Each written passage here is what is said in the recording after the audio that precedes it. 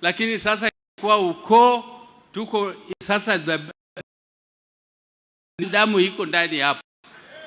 So first of all, on behalf of the Jaramogi family, I want to tell you that this heart here belonged to my father Jaramogi Oginga Odinga.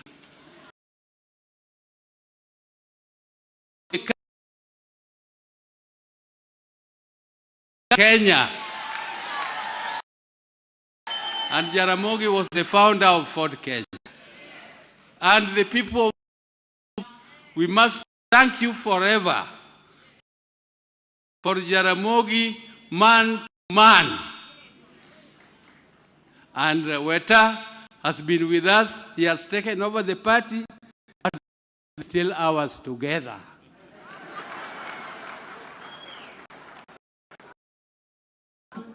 Haki na uhuru, haki na ukweli. So I want to bring, my mothers did not come, the younger ones who are still there, but they sent me to come and say pole sana to the family of Wetangula. The other people from Sakwa are coming later because we also have another funeral at home. My brother Raila, as you know, is campaigning vigorously. It is now in the last lap where a bell has been rung. Gling, gling, gling, gling. Now here and Anavuka. That is why he could not come. But he sent me here to come and say special, to bring his special condolences to the family. Weta, my brother Raila is with you and your family 100%. Tim Wanyonyi, your party leader, Raila Odinga, is with you 100%. And we pray for peace.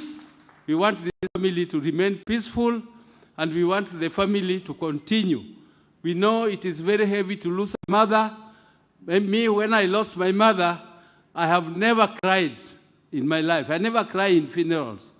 The first time I cried was when I lost my mother. I know it is very, very painful to lose a mother. And I know the burden you are bearing for this. And because Mama has gone at an advanced age, we just wish her a very, very peaceful stay up there, and greet for us Jaramogi and the others who went before. Mama, go and say hi to all of them. And we hope that the Almighty God will put in eternal peace.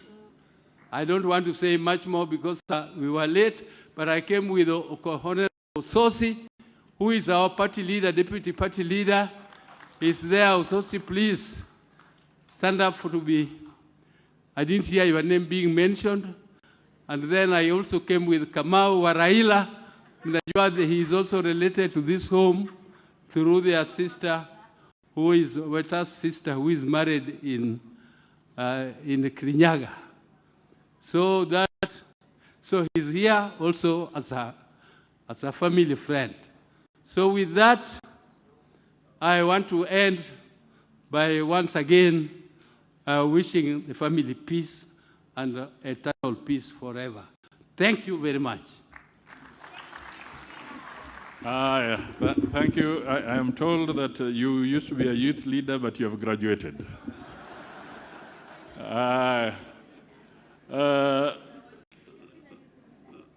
Thank you. Sasa tunakaribia, nataka nichukue dakika za mwisho ili nimwalike Spika wa Bunge, ndugu yangu Moses Masika Wetangula, aomboleze na achukue program kutoka hapo. But one thing I forgot to mention, and I think it's important. Mbandi mentioned something.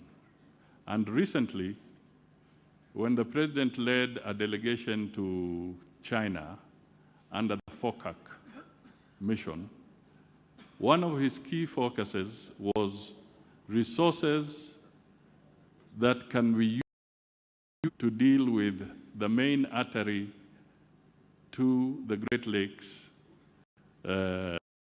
is the road from Nairobi, Nakuru, Mau to Malaba. The other thing that he focused on is how to get support to extend the SGR to the border so that it can now take up the next phase through Uganda. So all these things are in the pipeline, and they come when we are all stable, when there's security, and when we are working in unison. So to all Kenyans, let us be very careful on what you wish for. Security is paramount, peace is essential, and very essential for all these programs that we have in mind to be achieved. Sasa ndugu yangu, Mheshimiwa, okay, as the bishop settles in, then we'll have a song ya kumkaribisha speaker. Tafadhali kwaya, tafuta ile anapenda sana.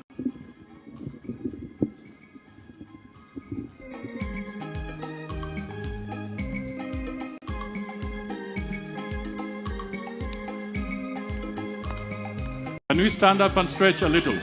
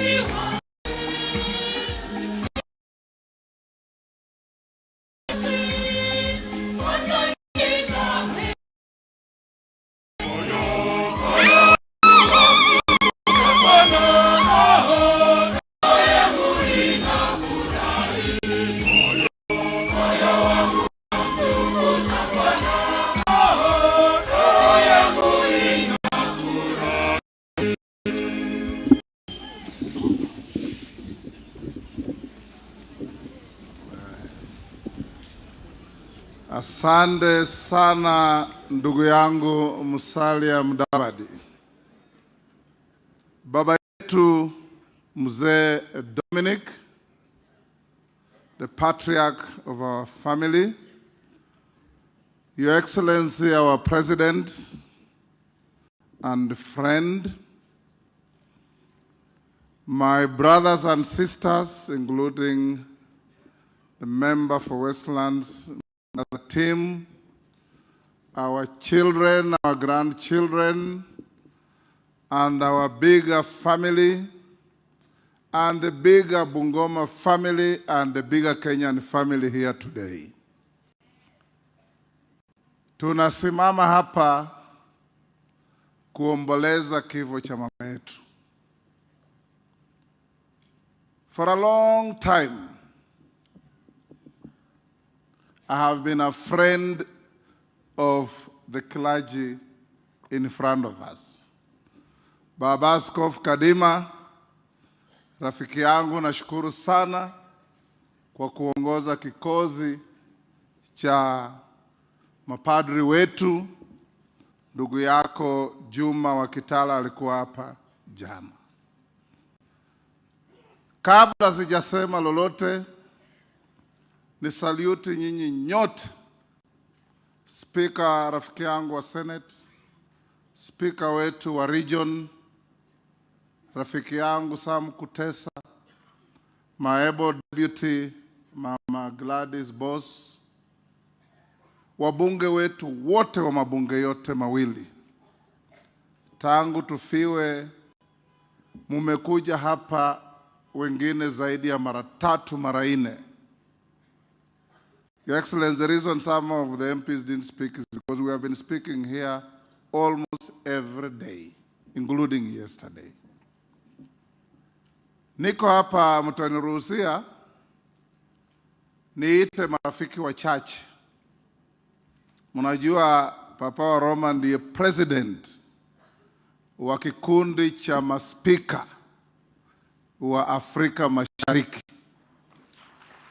tukiwa nchi 8 ya Kenya, Uganda, Tanzania, Rwanda, Burundi, Somalia na DR Congo. Wakati niliambia wenzangu kwamba tuna msiba, madada zangu kutoka South Sudan, Uganda na Tanzania na ndugu yangu kutoka Iyala waliamua kuja kutufariji.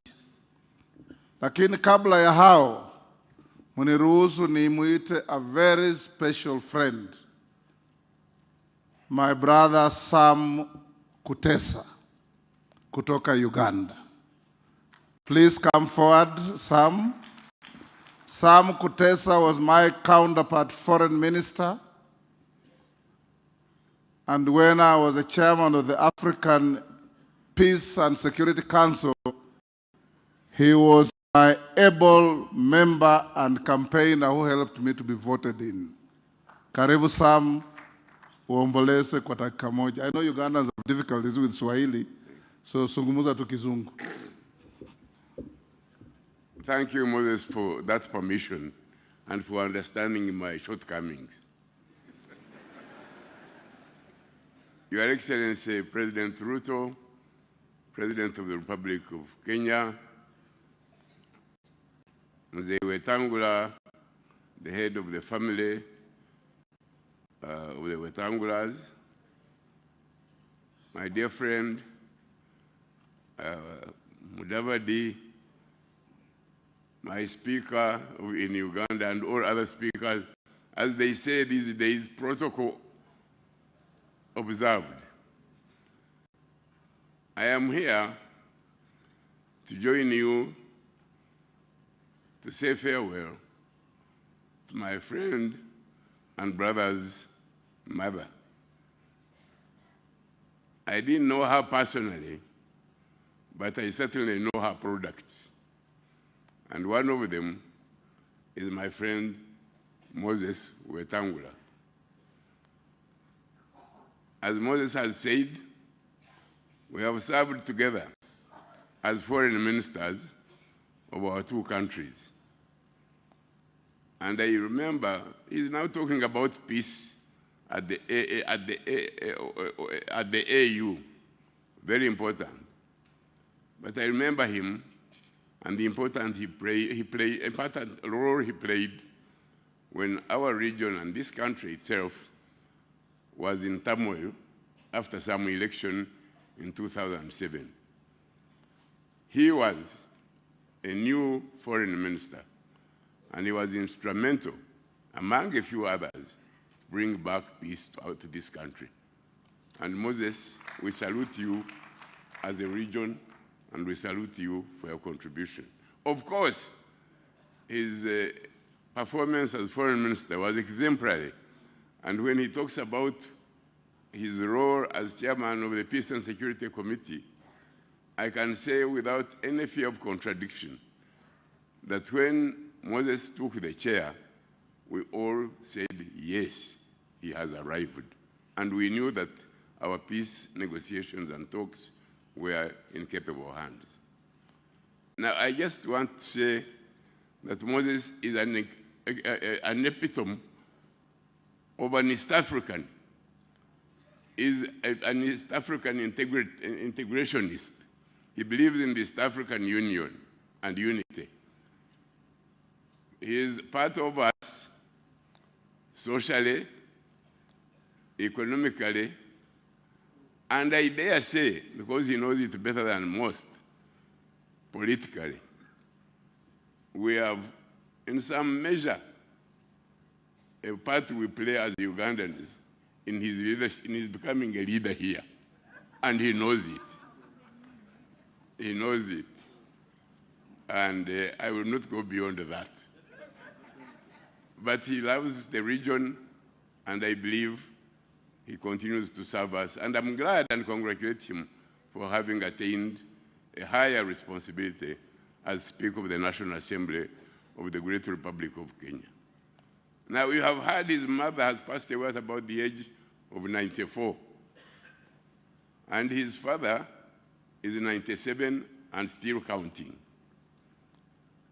Now, those of you who are not experienced in politics, I want to give you a small mathematical reminder of what happens.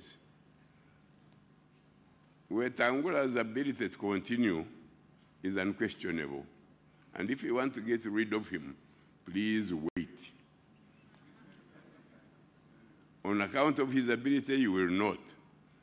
On account of the support he has, you will not. But on account of his age, for being able to perform, you add the age of his mother to that of his father, and divide by 2. You have a long time to wait. Moses, we condole with you, and may God give your mom eternal rest. Thank you very much. Thank you, Sam. Allow me also to invite now the Speaker of Iyala, my brother Joseph Ndimbaturimana kutoka Burundi, lakini ni mwana Afrika Mashariki. Thank you, Joseph. I'll give you a minute to condole with the family.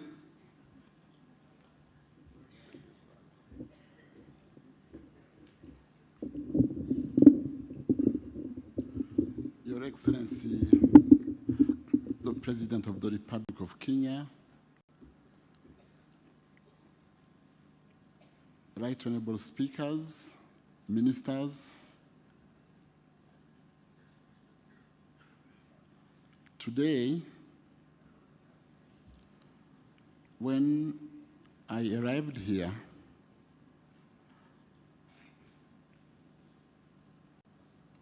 when I was greeting my friend Wetangula, I asked him how his left leg was. Because 3 weeks ago, we were competing in Mombasa. We were a team of 5. We had our president, President Ruto, we had Speaker Wetangula, we had the Speaker of Uganda, and I was there. Minister Joho, is he around? Minister Joho and the other minister, Muvuria, and the speaker from Rwanda. We had to run 100 meters before the opening of the games of Iyala. And I hope that everyone watched the movie. Who was the number 1? The president. Yes. The President of the Republic of Kenya was number 1. And he was given a prize of gold medal. But there were 2 speakers who collapsed.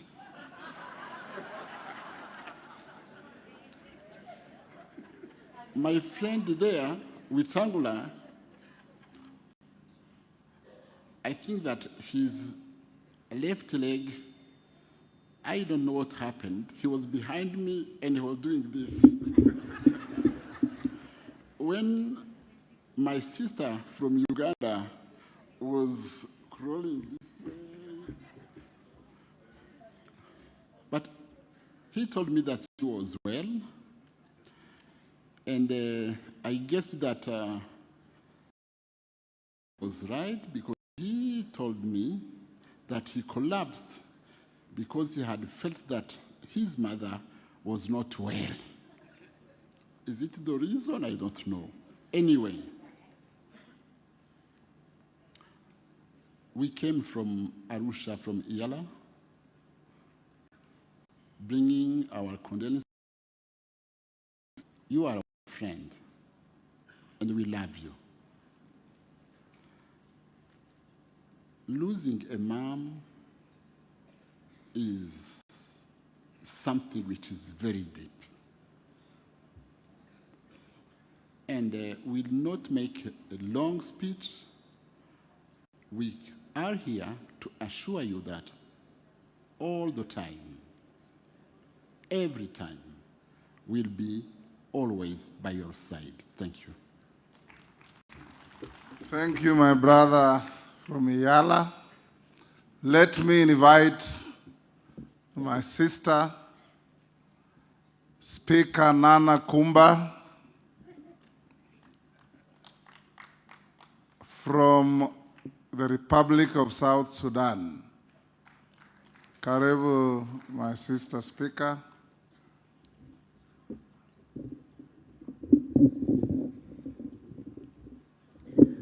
Your Excellency, Dr. William Ruto, President of the Republic of Kenya, Right Honorable Speakers of the National Assembly and the Senate of Kenya,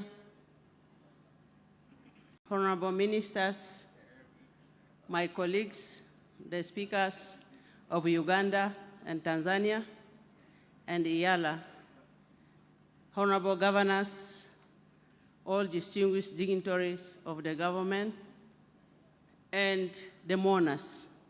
Good afternoon to all of you. I'm standing here on behalf of the Transitional National Legislative Assembly of the Republic of South Sudan, representing the people, the representative of the people in those two houses. And I would like to start by conveying to my colleague, my brother Watangula, the condolences of His Excellency President Salva Kiir Mayardit, President of the Republic of South Sudan. And also to thank our President for permitting me to attend this function. For us in the East Africa community, the speakers, we have a Speakers Bureau where we interact on a regular basis to discuss the issues of East Africa integration. So we have become as a family. And when one of us is celebrating, we celebrate together. When one of us is mourning, we mourn together. And that's why we are here, Brother Watangula, to convey our sincere condolences to you and Papa Dominic and the whole family on the loss of our dear mom. We are here to pay our tribute to a great woman, Mama Ann. She is a great woman because of the impact she has made in the lives of her family and the community, and Kenya in general. Greatness is not defined in terms of how much money one has or how much asset one has. It is defined in terms of what impact somebody has made during his or her life. And in this context, I know and you all know that Mama Ann has done a lot in her life. She has brought up a family that is known in the whole of this country and the region and Africa in general. So we pay tribute to her and celebrate her life.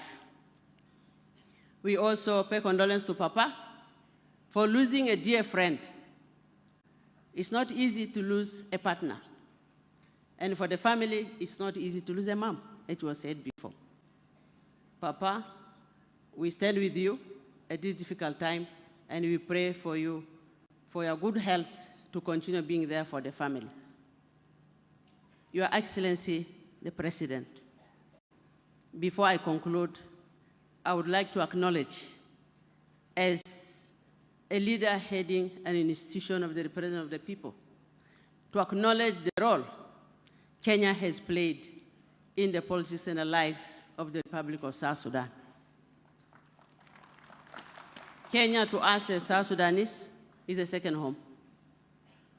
Kenya has been there with us during our good and bad times, especially during our liberation struggle. We were here during the struggle. You supported us. Our children went to school here. My own children studied here. One of them is married to a Luo here. So I am also an in-law, as I stand here before you. Your Excellency, I also want to acknowledge the role you are playing now in the Tumaini Peace Initiative. This to us as a legislature is an important initiative which we believe will be able to bring stability and peace in the Republic of South Sudan. On behalf of the National Legislature, Your Excellency, we support the initiative and we are with you and we wish you all the best as you mediate in this process. As I was listening to the speakers before, and considering what has happened in the past few months in Kenya, I would like to congratulate your leadership, Your Excellency, for having the heart of listening to your people and creating space for dialogue. One important thing we learned from Kenya is that you can quarrel among yourselves, but you don't take guns. You always create space for dialogue, and that is what is important. Dialogue should be given a chance before we can go extreme to extreme violence. As somebody who was born in war, grew up in war, I would advise my brothers here that war is a bad thing. It's easy to start, difficult to stop. Easy to destroy, very difficult to reconstruct. You are our powerhouse in East Africa. We look up to you. You are our mentor. So there are a lot of things we learn. In South Sudan, we are trying our best to bring peace. I wouldn't advise anyone to go through what we went through because it's not a good experience. To take your children out of school, the economy will collapse and people will suffer. So thank you for giving peace, taking peace as a priority.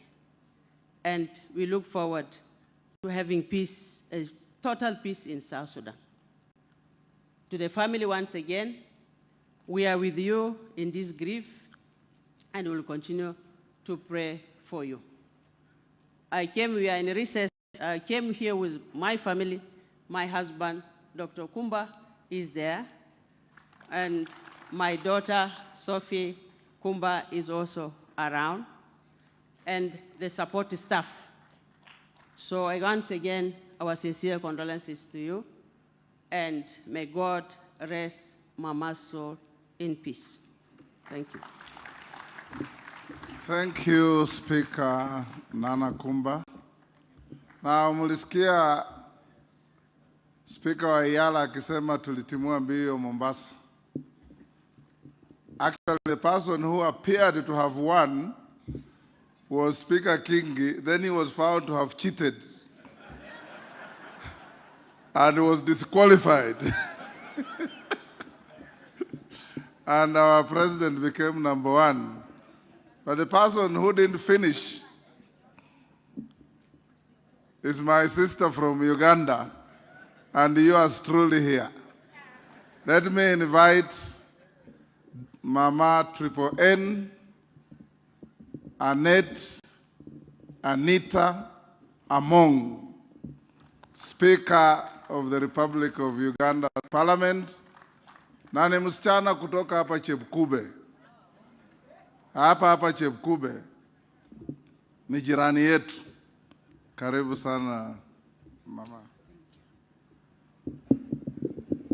Your Excellency, the President of the Republic of Kenya, Dr. William Ruto, the Right Honorable Speaker of Kenya, my own brother, Moses Wetangula, the East African speakers, you'll allow me to ride on the protocol that has already been mentioned before by the previous speakers.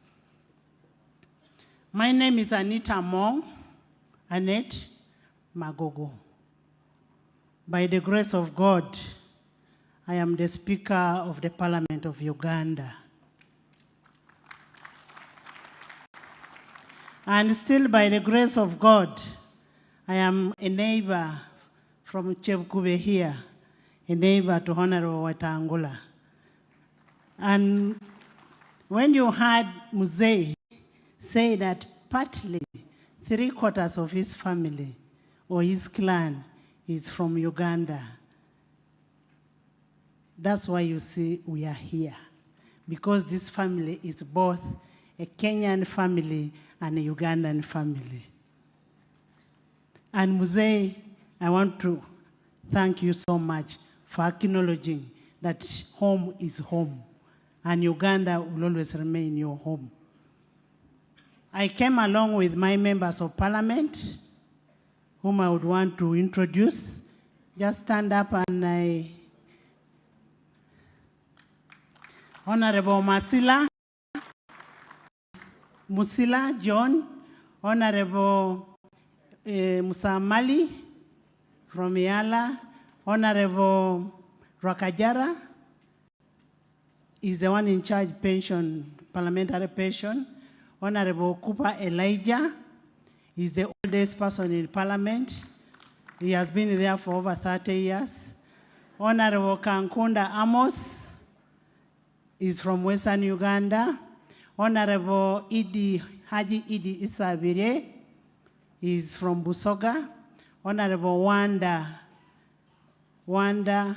is the chairman of Bugisu Parliamentary Group. Dr. Kitutu Mary Goretti is from Bugisu. Then the chief opposition whip is Honorable Nambeshe John from opposition. Then we have Honorable Chema Sweat from Soy. That is where the president comes from, President Ruto. We have Honorable Minister Ogwang Peter, the Minister of Sports, is there. And then we have Honorable Engineer Moses Magogo, my beloved husband.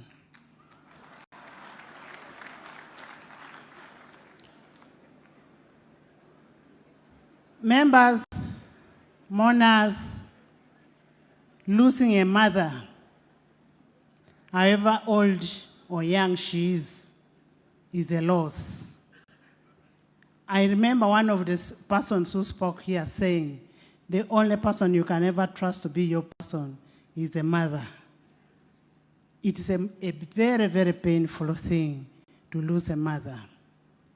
And as members of the East African community speakers, we decided to come and condone with you, Honorable Wetangula, for the loss of this. We are with you. The moment we got your call, we mobilized ourselves and said we must be there with the boy child. We can never let you move alone. To Papa, it is not an easy thing to lose a wife, to lose a friend, after you've lived for all those years. We want to ask the mighty God to keep protecting and consoling you for the loss of your wife. And I want to ask the children plus grandchildren to continuously be here to support the old man at this time when he's still remembering his wife. It is not an easy thing. The members of parliament, both Uganda and Kenya, I want to sincerely thank you for coming to condone with the family, and most especially the president, President Ruto. This is a very, very good sign. It's a very good sign to come and condone with your speaker. As speakers and presiding officers, it is not an easy thing to work without support of the chief executive of a country. But you can only feel the support of a chief executive when you come and sit with the whole population here and you're condoning with the family. Tomorrow, even if anything comes before Honorable Weta, you will just say, Dr. Ruto was there for me. We want to thank you for that.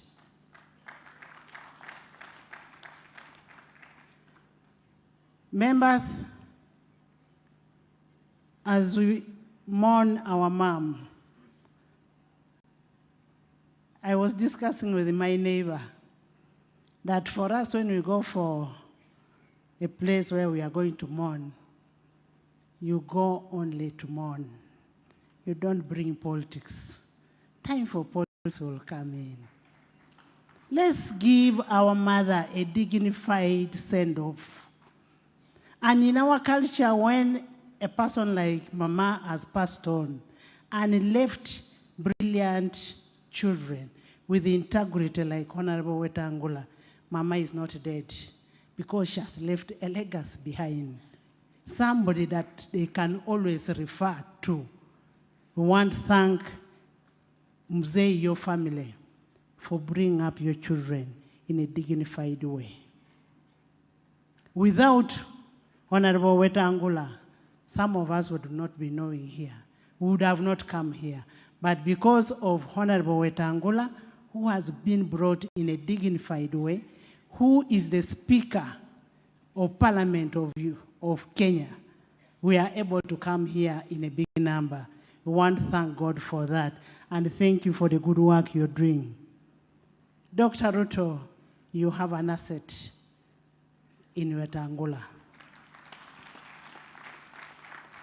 A total asset. And I want you to look at it and think about it, and then you let us know what you've found out of that asset. This is gold for you. And as I conclude, as Parliament of Uganda, we have a written message for you, Honorable Weta, from the Parliamentary Commission, plus an enclosement, which is here. You read at your own time.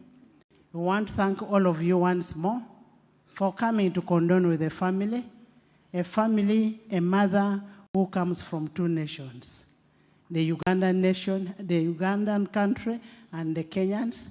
We are one. The destiny is one. One East Africa, one destiny. So we want to thank you so much. And Honorable Weta, Mommy is gone. The Bible says there's time to be born and time to die. And Mommy has fought a good fight. Mommy is gone. It's now time for you to know that you're now a man. Some of us are total orphans. And I think being total orphans helps you to grow better because you know everything is on you. We want you to take care of the family and make sure the family still remains one, even in the absence of Mama, and continue doing what she had always done and keeping the Christianity, the Catholic Church should keep alive in the home. I want to thank you, and may the soul of Mama rest in perfect peace. Thank you very much, Triple A. Okuka Onya, huyu ni msichana wa Emormor. Unajua hivyo?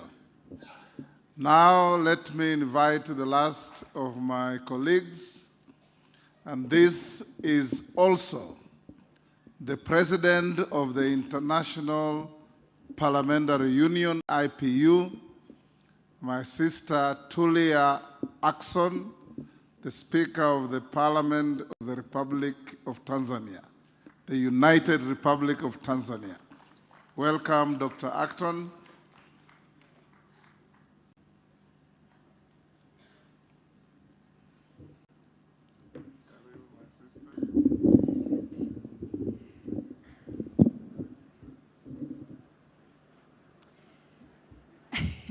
Your Excellency, Dr. William Ruto, the President of the Republic of Kenya, I have two disadvantages. First, because I'm speaking last from the list of speakers. I mean, speakers of parliament. But at the same time, I am a little disadvantaged because the clergy is already here, the bishop is already here. So I really have to watch my words. And that said, I will address you in Kiswahili because we have had a lot of English here.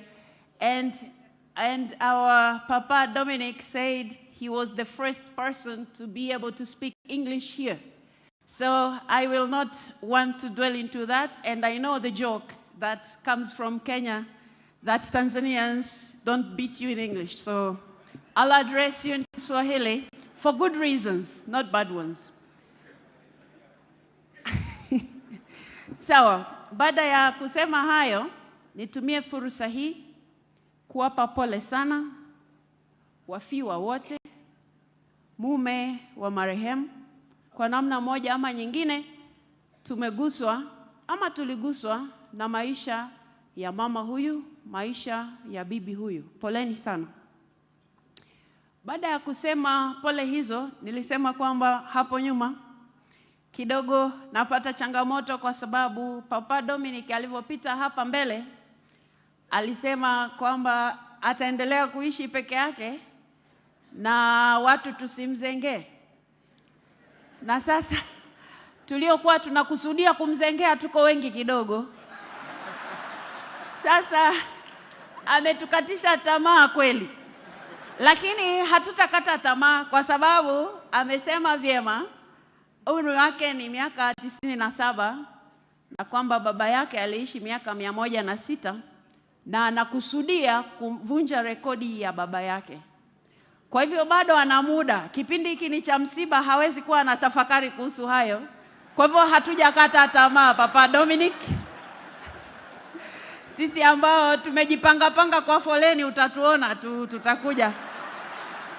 Na tutafurahi kuwa wazazi wa watu kama hawa. Kwa sababu wote hawa watakuwa wanatuita mama.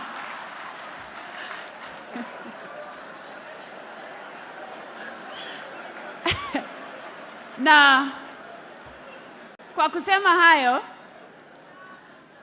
jambo la pili, nimefurahi kwamba nazungumza askofu akiwa hapa ambaye atatuendeshea ibada hii ya misa. Neno la Mungu linasema katika kitabu cha Ayubu 14 mstari wa 1. Mwanadamu aliyezaliwa na mwanamke siku zake za kuishi si nyingi, naye hujaa taabu. Na leo tunafurahia, tuna sherehe ya mama yetu tukimsindikiza kwa heshima. Ameishi miaka 94. Ni dhahiri hata hiyo 94 kwa mujibu wa Biblia ni miaka kwa kweli michache. Na pia imejaa taabu. Na katika hiyo tabu ametuambia hapa baba yeye anayo 97. Kwa hivyo binti huyu aliyelala hapa kwa kweli alikuwa bado. Na katika kuwa bado, Biblia inatupa moyo kwamba heri wafu wafao katika Bwana tangu sasa, wapate kupumzika baada ya tabu zao na matendo yao yanafuatana nao. Ufunuo wa Yohana 14 mstari wa 13. Kwa kusema mstari huo na kwa maisha yetu kuwa mafupi, mimi namuomba Mungu katika hayo niliyopewa mafupi. Kwa kweli baada ya kumsikia hapa Papa Dominic, na mimi namuomba Mungu ya kwangu yawe marefu. Katika hayo marefu, ndugu yangu, ukija msibani uwe na la kujifunza. Yamezungumzwa mengi hapa. Mimi kama mwanasiasa nimejifunza hapa kwamba misiba ya Kenya ina mambo mengi.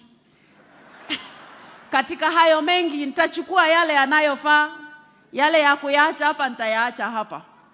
Lakini katika kujifunza huko nilikuwa napitia kile kitabu kilichoandikwa na watoto wa marehemu na wajukuu wa marehemu. Yameandikwa mambo mazuri kuhusu dada huyu, kuhusu binti huyu, kuhusu mama huyu na bibi huyu aliyelala hapa. Na ni dhahiri askofu kuja hapa, ni dhahiri rais kuwa hapa msibani, yale yaliyosemwa kwenye kile kitabu sina shaka nayo. Lakini nikitazama kule nyuma, umati ni mkubwa sana.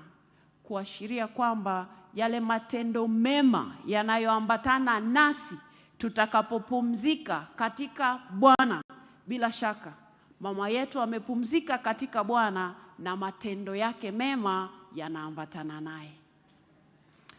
Mimi na wewe, zamu yetu itakapofika, tutakuwa tunaambatana na mambo gani? Tutaambatana na kujua sana kutusi? Tutaambatana na kujua sana kusengenya? Ama tutaambatana na kujua sana kutukana rais wa Kenya? Sasa kila mtu atakuwa na matendo yake ndio yataenda naye. Kwa kusema hivyo ndugu zangu, nirejee tena, poleni sana. Na umati huu ulivyo mkubwa, Bwana Weta, pamoja na kwamba yule waziri wa Uganda amesema tuchukue miaka ya baba, tuchukue na ya mama, kisha tugawe nusu, ndo tuone sisi tunakaa sehemu gani. Pamoja na hayo yote, sisi wote tulioko hapa jamani, mimi niwe nyuma kabisa kwenye foleni ya wale ambao watakuwa wanafuata baada ya mama. Poleni sana na msiba ndugu zangu, Mungu awabariki sana. Pole sana sana sana, kutoka Tanzania nzima tunakupa pole. Asante sana.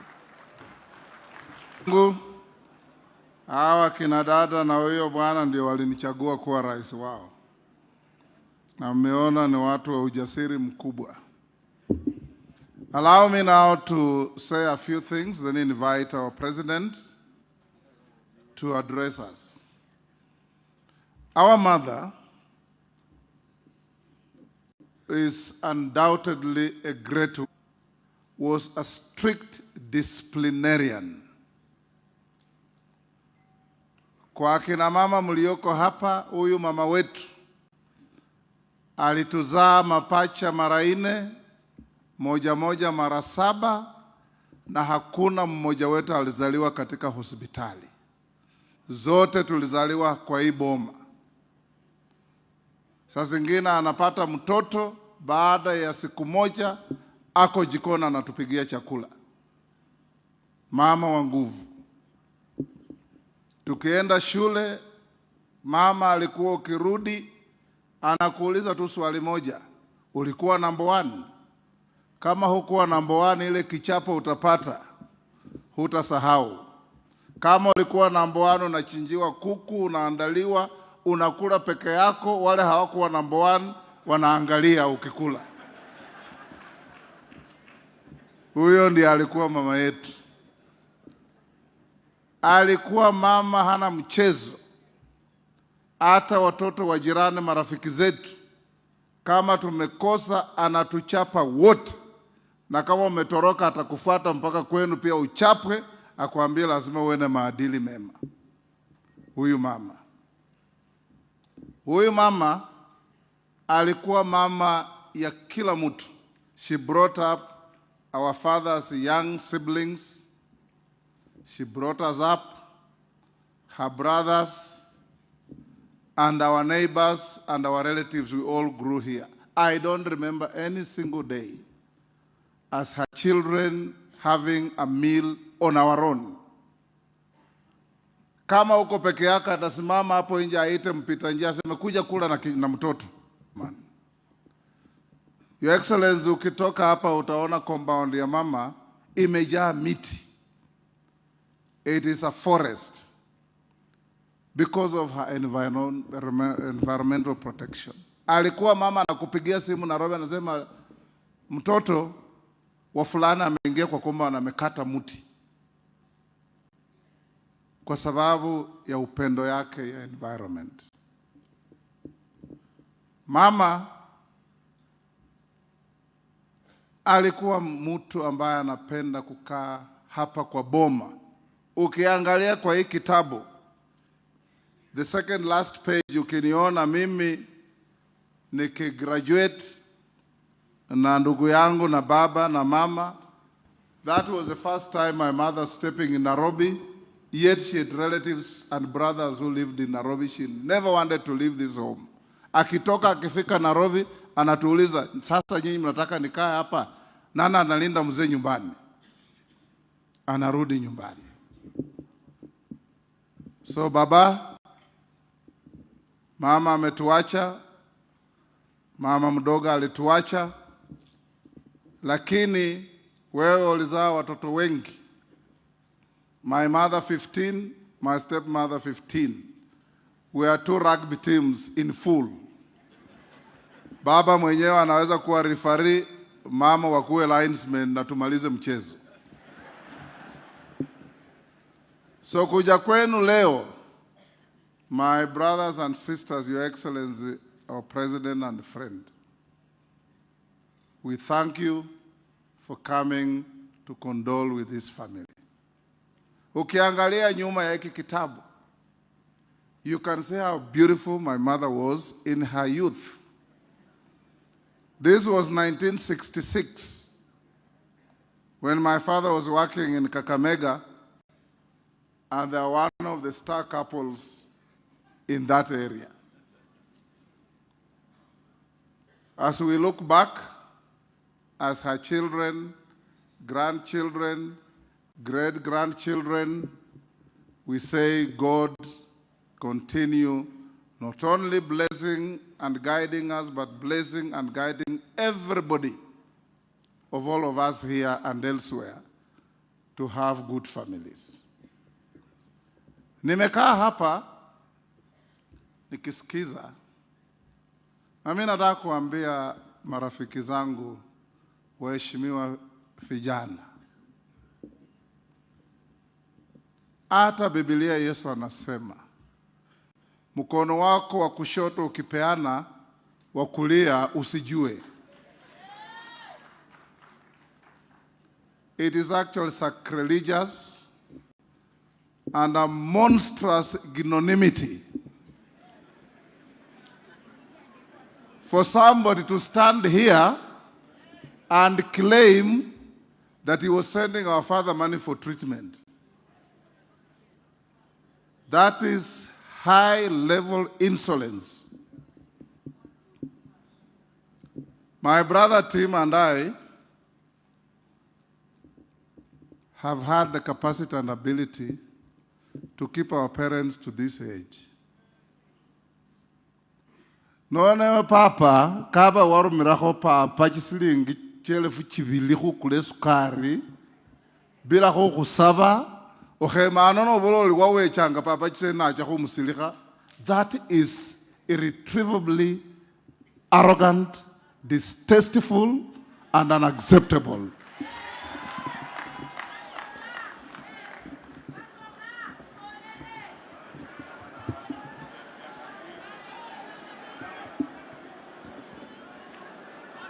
Tuwe na heshima.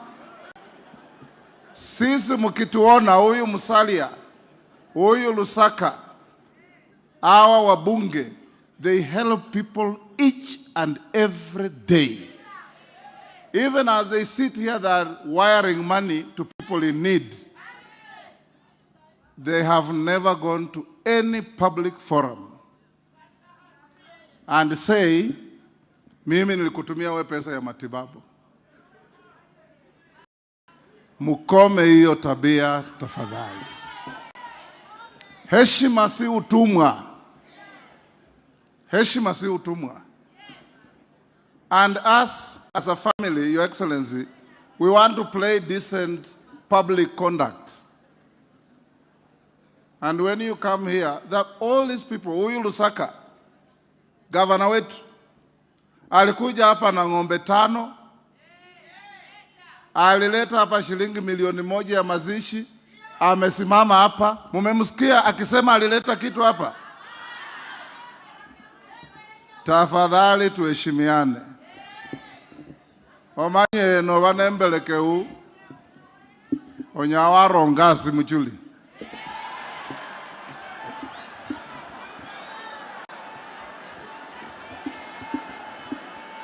Vandu vase mwambulile. Mwenye siasa yembelekeu. Mwenye siasa yembelekeu.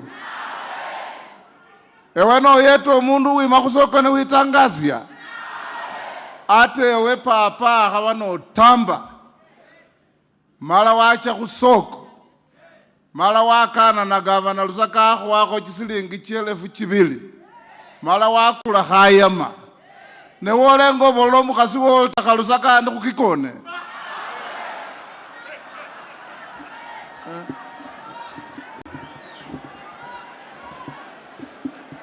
Kabechanga kario. Onyala wacho wabolo mukasi wo darling khumio takalusaka ndi kwakikone. Abewe msecha sina. Bure kabisa.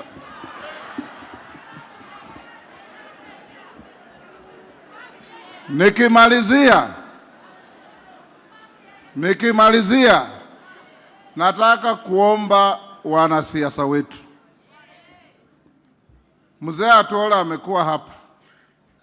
Mzee Gumo yuko pale. Mzee Noah Wekesa yuko pale. Hawa ni wazee wa heshima kwa jamii yetu. Hata basoleli zizini mumbo na muri. Novone khisi ngofu khusu Kongo. Abayayi bacha kimisuniking. Abayayi sunachini mbaching. Papa natembe balisi kumbazia kaya na munyu. Selembwe sinyalata.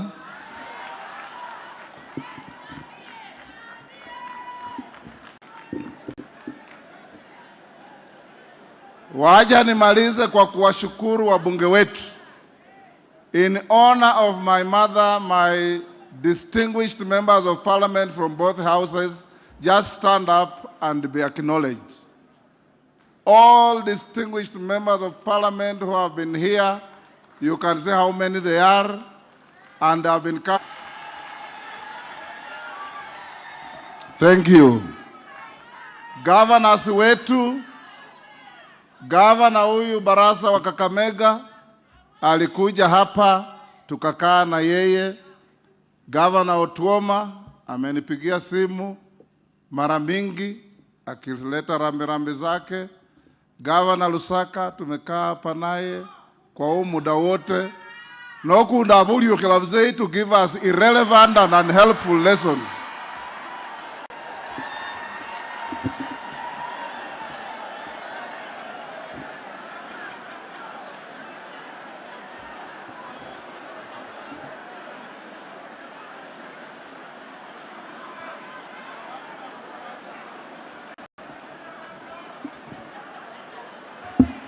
Vale be mulembe. Mulembe swa. Mulembe te. Mulembe mia. Mwasimile raisi wesibala khuichano. Mwamusimile khuicha khukhulila. Mulema nenaye. Mwisho kabisa, in remembrance of my mother. Your Excellency, since my mother died, we invited our young Minister Deborah and sat as leadership with all these MPs and our governor. My deputy has been here throughout, and we put a tent out there.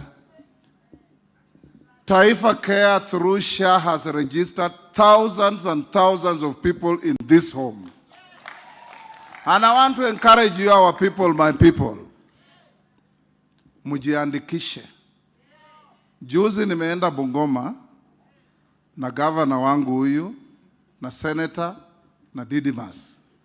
Wakati tumeketi kukunywa chai, mwalimu mmoja akakuja akasema, Mr. Speaker, thank you very much, congratulations. Nikafikiri huyu mtu ameharibika kichwa au nini. Mama yangu umekufa unaniambia congratulations? Akasema hapana, mimi nimekuwa na dada yangu amekuwa mgonjwa, tukampeleka MTRH Eldoret. Bill ilikuwa 550,000. SHA ikalipa 500, family tukalipa 50. Akasema asante sana. And it can also be you to benefit from that, but you only do that if you register. Your Excellency, we don't take your coming here for granted. As a family, we are very grateful that you have supported us. You are a personal friend to many of us. And our father there, mukimona yo mzaa amekuwa hapa. At 97, he still serves on a school board. And he never misses a meeting. Nalondo National School for the Physically. He reads his newspaper. He walks straight. Wele wakonga kuyu, fwezowe kama nikola bwena. Moliano mwezi, my brothers and sisters, mukiona maadili mema, mutafika hiyo umri. Lakini kaba leo jijasema zikahunio niyo basio no koma basio ne wibu yilo lo achanga bandu chisende. Hata so hole yota.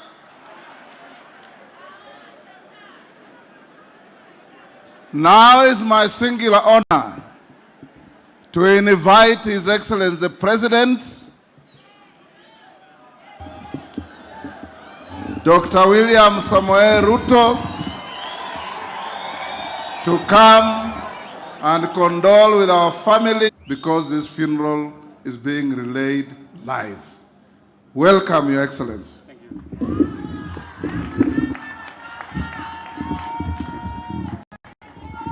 Aya. Asanteni sana, tafadhali tunaweza keti chini. Baba wetu Askofu, the Right Honorable Speaker, mzee wetu Baba Dominic na familia ya Wetangula, viongozi wote wenzangu na wananchi wa hapa Bungoma, hamjambo. Bungoma murembe. Mwami Yesu yusomiwe. Bwana Yesu asifiwe. Hebu nione kwa mikono. Bwana Yesu asifiwe. Kwanza mimi nataka nimshukuru Mungu kwa kutupatia hii nafasi tufike hapa leo katika sherehe hii ya mwisho ya mama wetu Ann, tukimuenzi, tukisherehekea maisha yake, na sote tukiwa tumekuja hapa kama marafiki, mandugu na watu ambao wamekuja kuomboleza na family hii ya mzee Dominic. Poleni sana familia ya mzee Dominic. Poleni sana marafiki, majirani, watu wa Bungoma, kwa sababu huyu mama alikuwa sehemu yenu na leo hayuko pamoja na sisi. Tukubali ya kwamba kweli tulimpenda, lakini Mungu alimpenda zaidi, na ndio leo hayuko pamoja na sisi. Nataka niseme pole tena kwa watu wote wa Bungoma hii, hasa mzee baba yetu Dominic, ambaye amesema mwenyewe, tulikutana na yeye kanisani na akaniambia, wewe kijana, nasikia unaomba kiti ya urais. Mimi nitakupatia kura yangu na nitakuombea Mungu. Asante sana mzee. Kura yako ilifika mahali ulikuwa unataka. Na mimi najua ya kwamba huyu sweetheart wako haukumwacha nyuma. Pia na yeye alinipigia kura. Nasema asante sana. Katika sherehe hii ya mwisho wa mama, mimi nataka nishukuru familia ya Dominic na nimshukuru mama Ann kwa kutuzalia marafiki na viongozi katika taifa letu la Kenya. Sisi ambao sio watoto wake wa kuzaa, alitubariki na marafiki. Mnajua ya kwamba Moses Wetangula is a partner and a friend. Na familia yake mzima tumetembea safari ya siasa na urafiki kwa pamoja. Kwa hivyo mzee na mama huyu aliyelala hapa, nasema asante sana. Kama taifa vile vile tunashukuru wewe mzee na huyu mama kwa kuchangia katika uongozi wa taifa la Kenya. Leo tuko na speaker wa bunge la kitaifa, mwenyekiti pia wa Parliamentary Service Commission, na pia rais wa speakers wetu wa Afrika Mashariki, huyu Moses Wetangula. Tunasema mzee, asante sana kwa kutupatia huyu shujaa. Tunafanya kazi pamoja na yeye. Hapa pia tuko na timu Wanyonyi, member wetu wa parliament kule Nairobi, na watoto wengine wa jamii hii wanaotusaidia katika uongozi wa taifa la Kenya katika vitengo mbalimbali. Tunasema asante sana, na tunamshukuru mama kwa ile kazi amefanya kulea hawa watoto wake, wakawa marafiki zetu na wakachangia katika uongozi wa taifa letu la Kenya. Vile vile nataka niseme tusiwe wale pombe. Na ni mzee ametuongelesha hapa, tuwe na taratibu na kiasi. Asante sana mzee. Na ametueleza alikuwa na watoto 15 na mama moja, alafu 15 na mama mwingine. Akasema yeye ni ndume. Na kule katikati kuna mapacha, na sio mara moja ama mara mbili. Kweli nakubali kwamba huyo sio mzee rahisi. Wengine wetu tumejaribu lakini hatujafika hapo kwa mapacha. Hata huyu Wetangula ameng'ang'ana lakini hajafika. Na ili kustahimili mzee wa bidii na nguvu kama huyu, inamaanisha huyu mama pia alikuwa si mchache. Kwani nyinyi mnafikiri watoto 15 ni kazi rahisi? Hawa kina mama wetu hawa saa hizi ukifika watoto 3 wanaanza kusema bwana, mambo hii imetosha sasa, hakuna maneno. So tunamshukuru mama, na pengine kama mama angefunga break mapema hatungekuwa na hawa wangwana. So tunashukuru sana, tunasema pongezi, and we want to congratulate mom even in this final journey for being a great patriot of our nation, for standing up for her family, for bringing up a family that has grown to make a mark in Bungoma, make a mark in Kenya, and also elsewhere. Tunasema pongezi sana. That is why we have come here. Mambo mengi yamezungumzwa hapa, na nimeona marafiki zetu kutoka nje ya Kenya kidogo wameshangaa kwamba huku kwetu cheche ni nyingi, maneno ni mengi, mpaka wakashangaa hii dunia inakaa namna gani. Sasa nyinyi waheshimiwa ndio mjue, this is the country I run.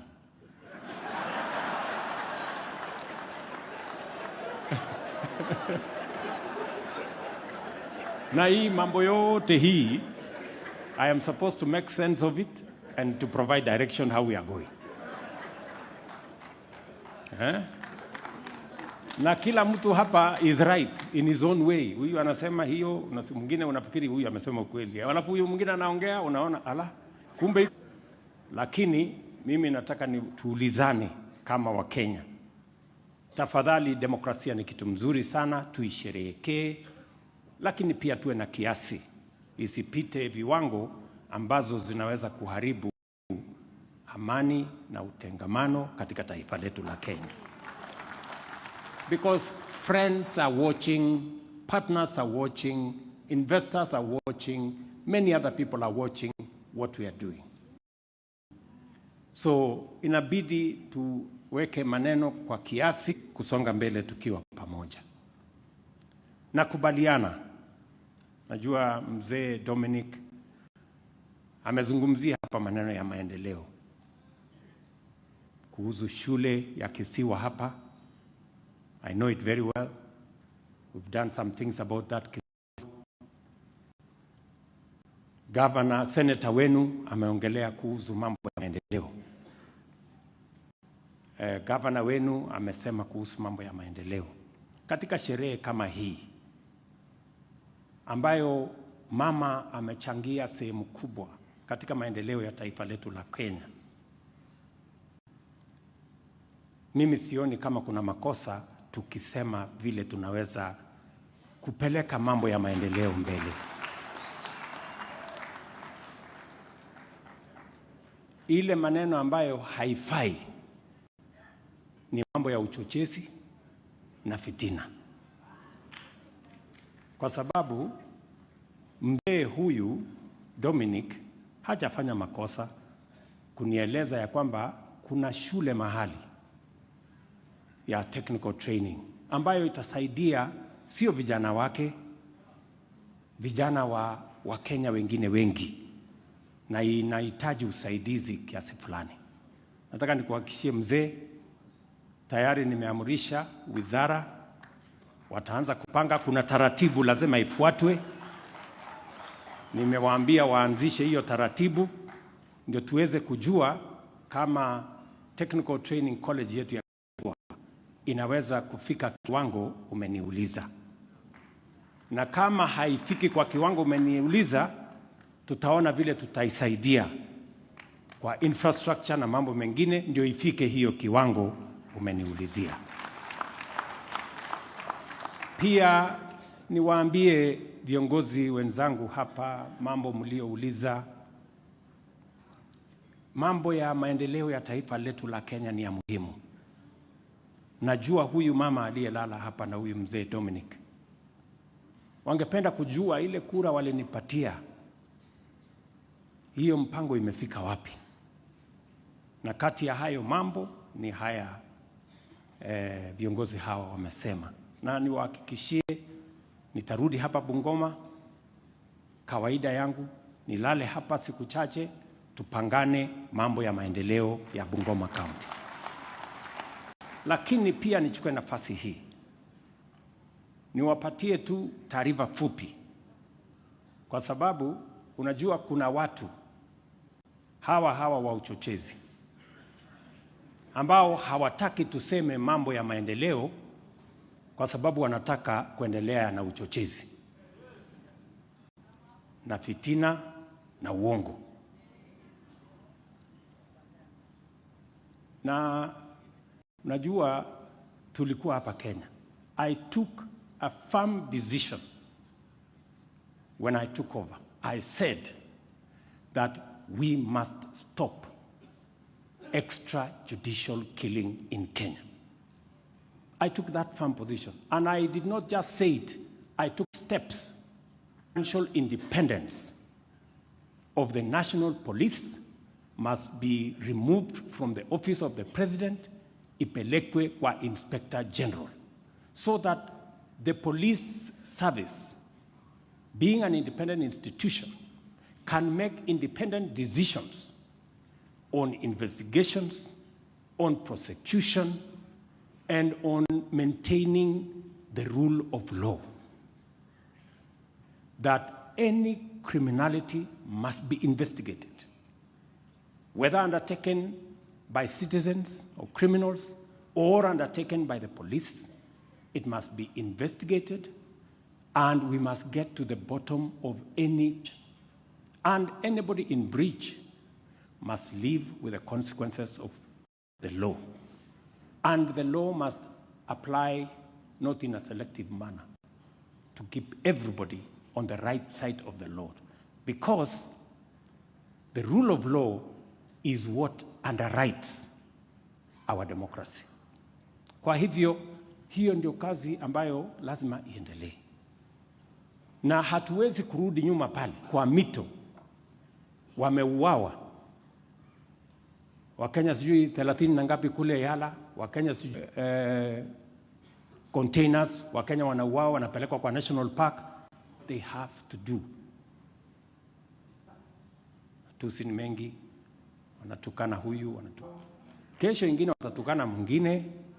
We need as whole that our democracy does not become chaotic and abused. I can say without any fear of contradiction that my administration will keep to the law and everybody must respect the law because that's how we are going to sustain our democracy. Kwa hivyo tutashirikiana namna hiyo. IG, Deputy IG, Bwana Masengeli yuko hapa.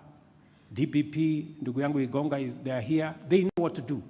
They are run independent institutions, but we will support them to make sure that Kenya continues to be a country under the rule of law. Ile kitu ambayo haifai katika mazishi kama hii ni uchochezi. Kabila hii imebaguliwa, kabila ile imebaguliwa, hawa wamebaguliwa, na ni uongo. Maneno tu unaunda hapo na ukora ambaye haisaidii mtu.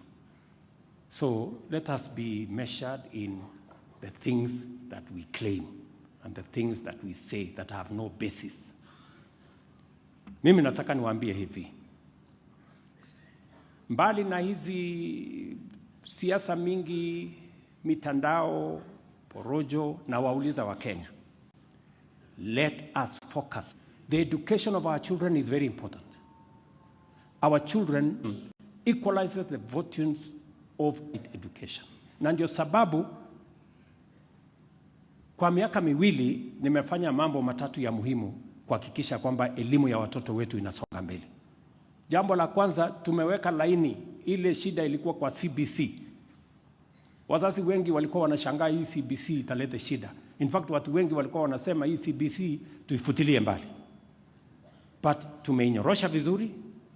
Niliweka task force ikatupatia mapendekezo. Hizo mapendekezo tuka implement. In the history of Kenya, we have hired 76,000 teachers to teach our children. And number 3, ile shida ilikuweko katika universities zetu. Almost 20-something universities were almost closing because they were bankrupt. We have rolled out a funding model that ensures that no child in Kenya is left behind and no university is threatened with closure. On education, we have on a sound footing. Hawa wachochezi hawataki kusikia hiyo. Wanataka tu kuendelea kwa mitandao na fitina. Jambo la pili, kilimo. Na nasema hivyo kwa sababu mzee baba somesha ili arudi nyumbani achunge watoto wake. Hawataki kuambia, hawataki kusikia mbolea ile ilikuwa 7,000 sasa ni 2,500. Tayari iko kwa store inangojea wakulima. Mambo ya miwa ilikuwa na shida kubwa sana. Kwa ile mpango tumeweka, wakulima wamezalisha miwa kwa ekari 1,200 zaidi. Na ndio for the first time this year, Kenya did not import sugar because our farmers are doing a great job. Vile vile, tumekuwa tukiagiza mahindi kutoka 42 million bags going into the future. Na saa hii tunarudi tena kupanda. We are growing our agriculture. We are making sense to the farmers. Maziwa iliyokuwa inauzwa shilingi 35 kwa kilo, sasa tunauza shilingi 50. Wakulima ambao ni wafugaji wanasonga mbele. Tumesema pia tunataka kusaidia wakulima wetu. Vile tunasaidia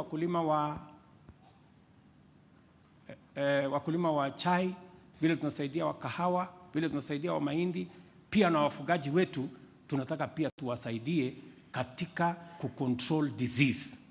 Na nimesema serikali itatoa msaidizi, lakini sio walazima, usaidizi wa chanjo ndio tuweze kuondoa magonjwa. lakini kuchanja ng'ombe yako ni uamuzi wako. Ukitaka ng'ombe yako iendelee na magonjwa, Mungu akusaidie.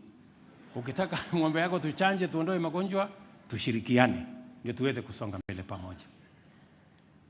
Hapa Bungoma ni county ambayo cash crop yake ya muhimu ni sukari ama sugarcane. Mesikia tumeweka mambo hapa Nzoia, tuko na shida kidogo na kotini. Nikimaliza hiyo kesi kotini, na mimi nataka niwaulize wale wako kotini wajue ya kwamba hawa wakulima wanangojea vile tutabadilisha usimamizi katika kampuni zetu za sukari ndio wakulima wapate faida. Na msimamo niliosema ni kwamba number 1, lazima kampuni ilipe wakulima kwa muda. Mimi nimetangaza, nilikuwa juzi Kakamega, kwa sababu tayari tumemalizana na kampuni ya Mumias.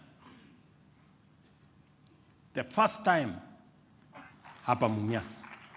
Nitakuwa pale mwenyewe to supervise, kwa sababu tumeweka pesa also pay bonus kwa wakulima wa miwa. Na hiyo sasa tukimalizana na Mumias, hii kesi ya hapa Nzoia ikiisha, mimi nakuja hapo.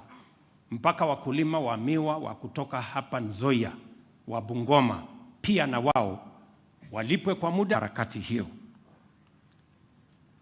Mimi vile vile nataka niseme, mbali na hiyo mambo yote nimesema, ni mambo ya afya. We must be honest with ourselves. Watu wengi all these years wanaingia, wengine wanauza shamba, wengine wanafanyiwa harambee. Hapa sisi wote viongozi, ilikuweko katika serikali ya NAK, ilikuweko katika serikali ya Jubilee, ilikuweko katika manifesto ya wameanza kujua ya kwamba the universal health coverage under Taifa Care is the solution. Na washukuru watu wa Bungoma, kwa sababu naona hapo nyuma shule Jumatatu. Nauliza kila mzazi, kwa sababu tunataka watoto wetu pia wawe katika mpango yetu ya matibabu. Wewe kama mzazi utambulisha watoto wako, useme huyu mtoto ni mtoto wangu namba fulani, huyu mtoto na mambo ya afya yaitwa edu afya. Lakini sasa sio wale wa sekondari peke yake, hata wale wa must be registered under our universal health coverage so that we can nation.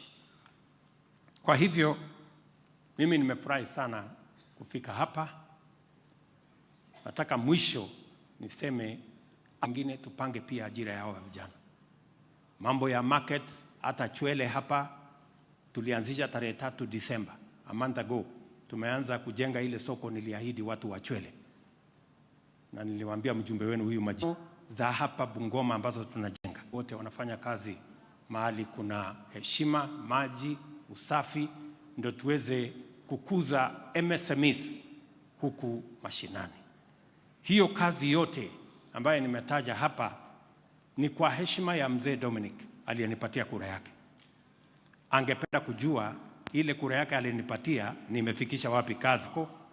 Na hata mama wakati anataka kuendelea tu kusema hakuna kazi inaendelea Kenya, hakuna kitu, fitina tu, story, Kasongo, Sakayo, sijui. Ile ya Sakayo kuna namna gani?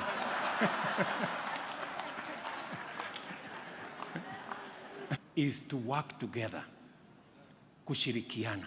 Na ndio sababu tumekubaliana ya kwamba hakuna haja ya mirengo, na haja ya kugawana. Sasa let us work together, tushirikiane. Hii taifa la Kenya likifaulu, litafaulu pamoja na sisi zote. Hii taifa la Kenya lisipofaulu, sisi wote tunaathirika. So we must join forces, we must work together, and I must thank all the leaders who have ndugu zetu ambao wametutembelea kutoka nchi majirani. Msikuwe na wasiwasi. Hivi ndio biashara ya Kenya inaendelea. You know? Hapa sasa ni kama jikoni. Unajua jikoni unaweza kufikiri tunasukumana nayo kiasi hiyo. So hapa ndio tuweze kumuenzi mama kumshukuru kwa mchango wake kwa familia hii, kwa kaunti hii na kwa taifa letu la Kenya. Ndugu zetu wa nchi, mkirudi nyumbani mpeleke salamu zetu nyingi za kutoka wa Kenya na muwaeleze tuko watulivu. Tuko watulivu. Mambo tu ni hivyo. So I want to say again to my brother Moses Wetangula, team and family, thank you.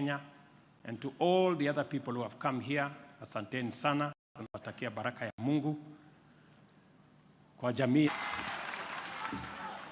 Hebu tumpongeze rais tena kwa hotuba yake. Asante sana Mheshimiwa Rais. Na sasa tumefunga, naomba tafadhali tuketi. Na kwa sasa tumefunga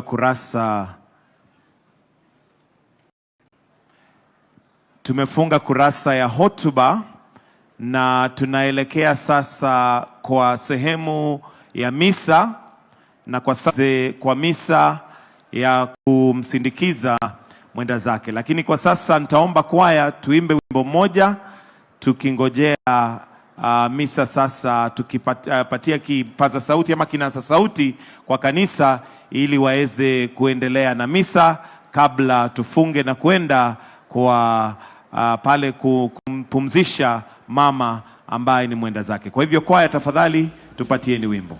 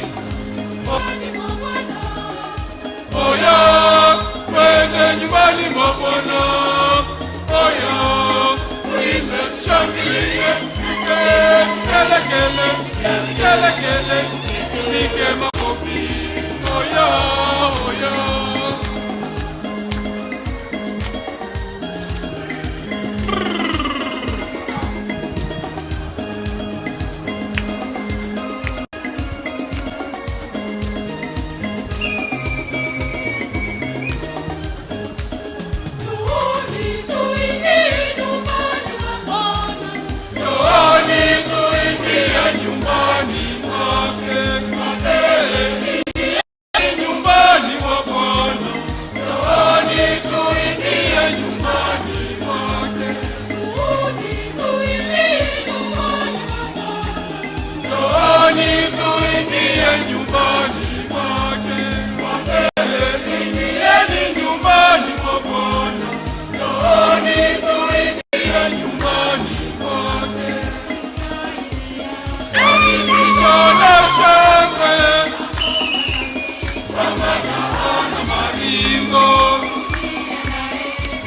tuombe radhi kwa Mungu, tukamtolee sadaka, tukamtolee sadaka.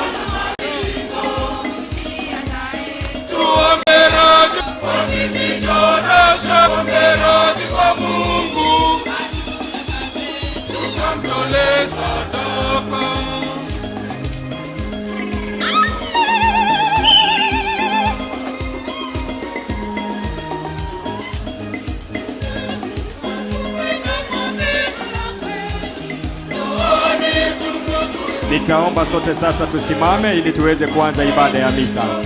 Tusimame tafadhali.